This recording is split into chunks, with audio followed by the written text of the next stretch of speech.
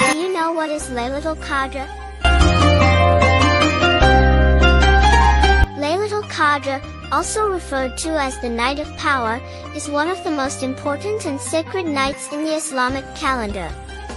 With Ramadan upon us, we can find Laylatul Qadr in the last 10 nights of Ramadan, where we take the opportunity to earn even more bountiful rewards for our good deeds. Prophet Muhammad, peace be upon him, said, "Search for the night of Qadr in the odd nights of the last 10 days of Ramadan."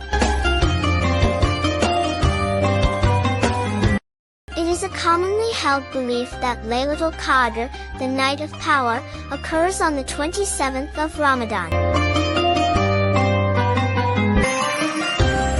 While the month of Ramadan is most widely known as the month that the Quran was first revealed to humankind, the Night of Power describes the exact night that the Quran was revealed to Prophet Muhammad, peace be upon him.